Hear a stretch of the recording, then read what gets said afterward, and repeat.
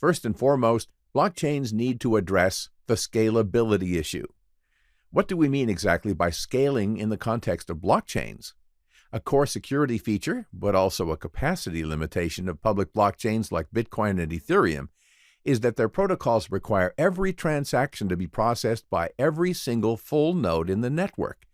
Every operation that takes place on the blockchain, like a payment or a deployment of a smart contract, must be replicated by all full nodes. This is what makes public blockchains secure, autonomous, and decentralized at the same time. Participants don't have to rely on someone else to tell them what the current state of the blockchain is. They figure it out for themselves. This puts a constraint on the blockchain's transaction throughput. It cannot be higher than the processing capacity of individual nodes, some of which may be quite limited.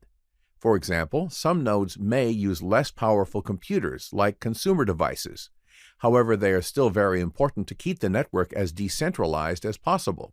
We don't want all mining to be concentrated in large industrial-scale mining facilities, which would reduce decentralization and hence diminish the core value proposition of blockchain.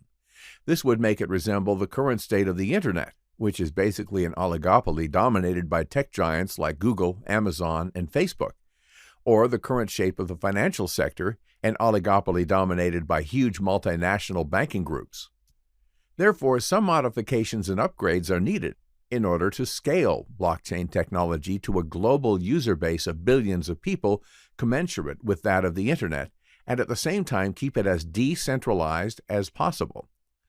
Blockchain scaling solutions are commonly categorized in two types: on-chain or Layer 1 solutions, called so because they involve modifying the main underlying blockchain infrastructure, and off-chain or Layer 2 solutions, which develop additional network infrastructure that connects to the main blockchain but operates separately from it.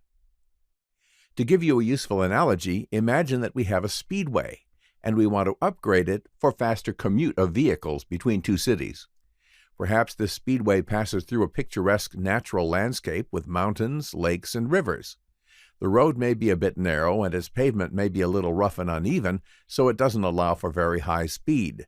The road may not also follow a straight line between the two cities and have a lot of turns, uphill and downhill sections in order to go around lakes and climb mountains.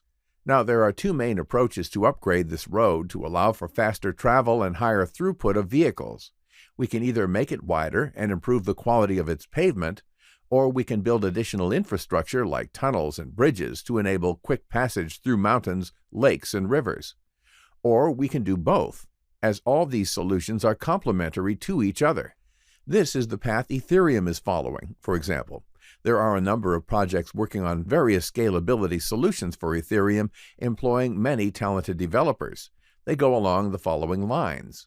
Layer 1 on-chain solutions include switching from proof-of-work to proof-of-stake consensus algorithm and implementing a technique called sharding.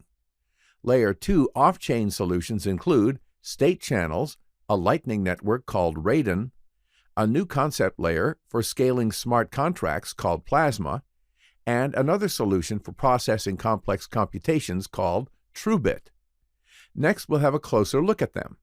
You can imagine that these new technologies can be quite complex, but we'll try to explain them without getting too technical, we promise.